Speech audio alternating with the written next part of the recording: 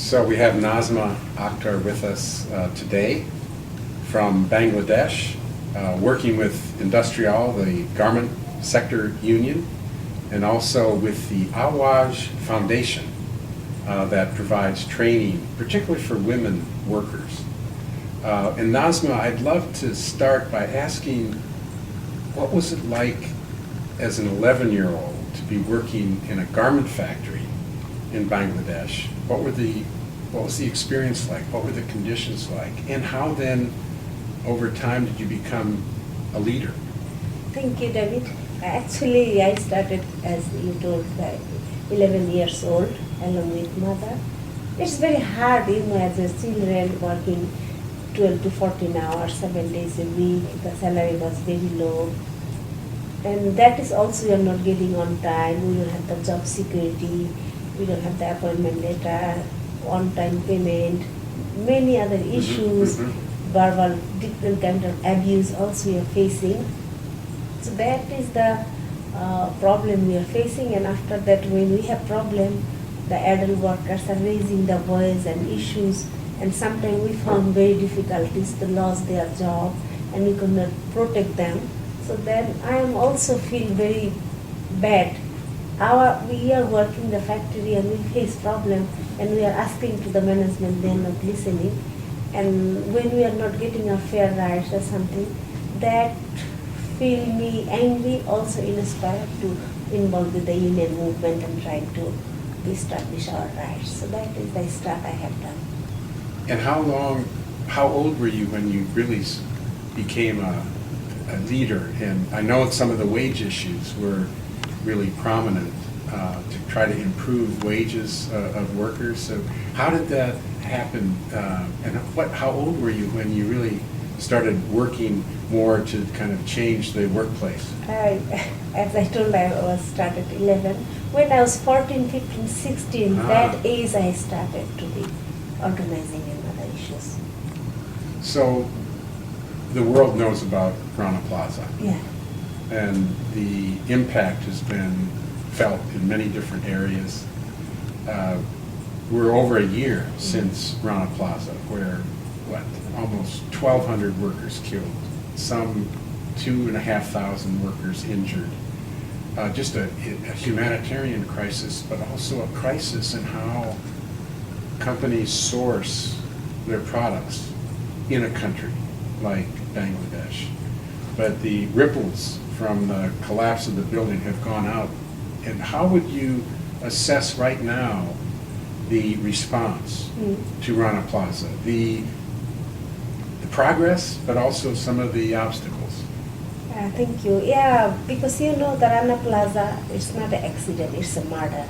Everybody knows it can be happen, but nobody is respect the workers. We have some progress. As I wanted to mention you, the Bangladesh has 4,000 factory. And there is, we need to be addressed the freedom of association, and also, as you know, the Industrial and Uni Global Union and the different retailer or brand has been signed the accord, and over 160 factory company already has been signed, and most of the company are from the Europe, and they are trying to ensure the safe working condition, and they are taking action regarding the safety inspection, the building safety, electrical safety, infrastructure, all kind of things which can protect the workers.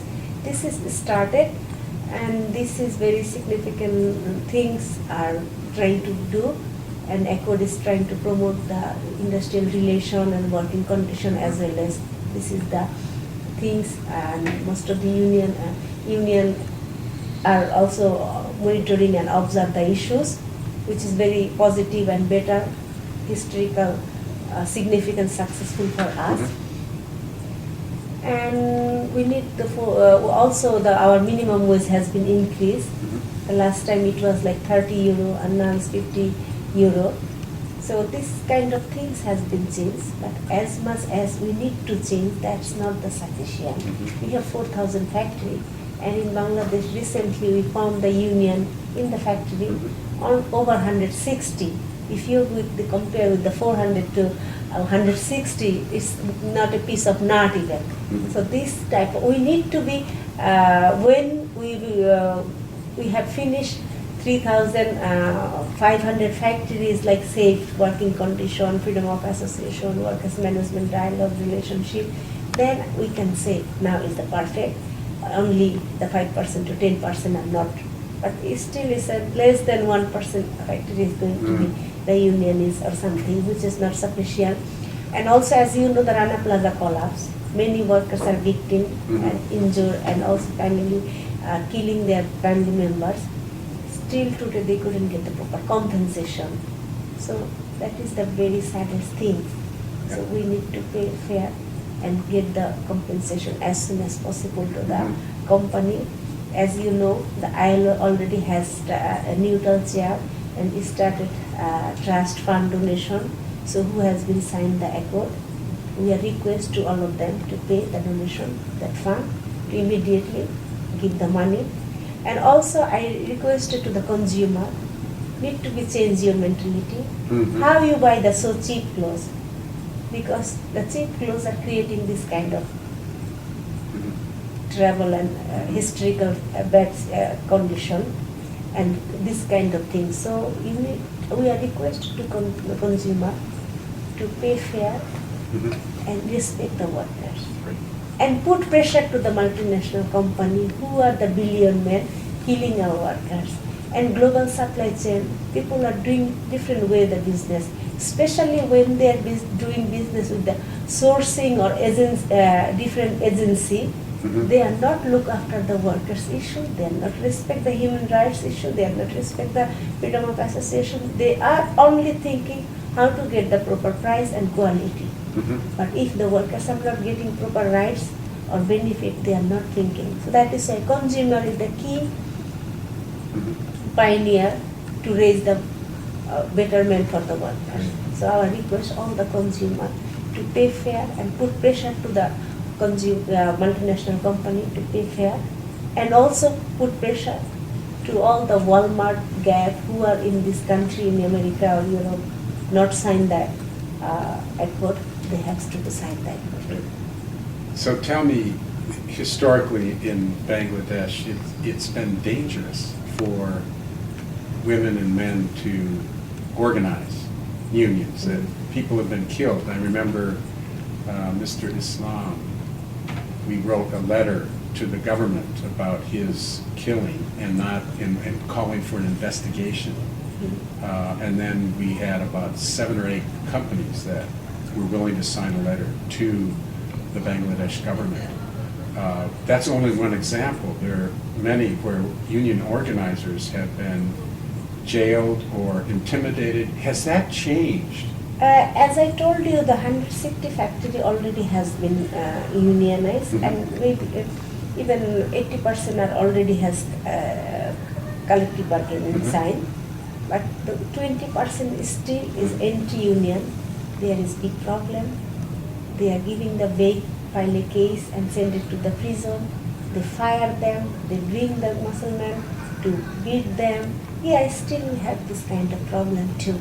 So we need to overcome also these are the issue, and that is why we need your support and help from the European, American who are buying the goods, and also the human rights activists and union should support to protect the union leader. So the Interfaith Center on Corporate Responsibility has led a global coalition of investors who are looking at companies, not just in terms of investment get return for the investor, but also what are the human rights criteria, and looking at it through the lens of the United Nations global principles, the guiding principles on business and human rights, where states have the obligation to promote and protect human rights, but corporate companies have the responsibility to respect human rights, and there's the access to remedies.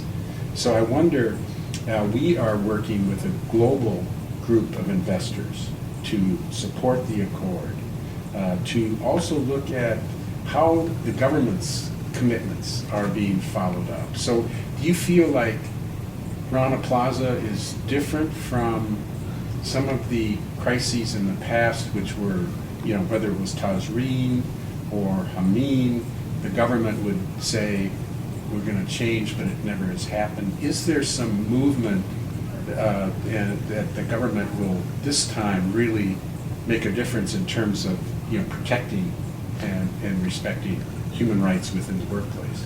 Okay, well, if you compare with the Rana Plaza collapse or tragedy, because in 2004 also we have another building collapse in Spectrum. Mm-hmm. Yes. So compare even the Tazreen big fire incident and Hameen, Gurib, and so many accidents happen. These are the issue has addressed to the government, but not very much serious. But after the Rana Plaza, they are focused because it was getting lots of pressure. Even it's going to be very tough for our business. Mm-hmm. So then they realize, even 1,138 workers has killed, more than 2,000 workers are severely injured, who damaged their arms or leg, mental visible loss, they lost their eyes. So this is so painful. Mm-hmm. So it's not only our government, it's also getting and knocking to the multinational company, because those people are also the supplier that are in Bangladesh and who are earn more money and who are getting more support from the cheap labor country. So these are not only Bangladesh, everywhere, and Bangladesh has big problem. The government are corrupted, and not even the parliament is mainly are the business people and running the corporate, the parliament. So this is the problem we face. But multinational companies not respect. They are not doing the ethical business. They are not giving proper price, and they are not giving respect to our workers, and they are not come forward on the freedom of association. They are trying to bake so many things to which is interested for them, but no one is very much interested in the workers' issues. So, in a way, everyone is connected to Bangladesh through purchasing garments, through investing in companies that source there. What is your kind of vision of the future? Like, where will the industry go? I know that you've worked with groups in Europe, certainly in the United States, collaborating to really build a broader sort of movement to really make the fundamental change. So where do you see that going, and where do you get inspiration? Actually, I inspiration from the workers. I inspire from my work. Also, I inspire from the global people and union, many of them. And my future hope, the industry should be proper. Plan way has to be started. Ensure the living ways, decent working ways, working place and decent working ways, and freedom of association, workers better dormitory, health, education, and better education for the children, and which is we need support from you as well as our government and manufacturer. We need to all work together and peaceful industry in our country. Great. Well, we very much appreciate your presence here at the ICCR and really respect the work you've done for decades to try to improve the working conditions, and we see opportunities in the future to work closely with you in ways that hopefully will bring more companies understanding their role to respect human rights and worker rights in their supply chains, and that at some point we can say huge progress has been made, and that those that died at Rana Plaza, though we can never bring them back, at least we can create a better world as a result. Thank you, and we also your support and solidarity from, and also we need to work together to betterment for the workers. Bangladesh as well as globally. We need unity and solidarity for betterment of our working people. Throughout the globe. Well, thank you very much. Thank you. You are something.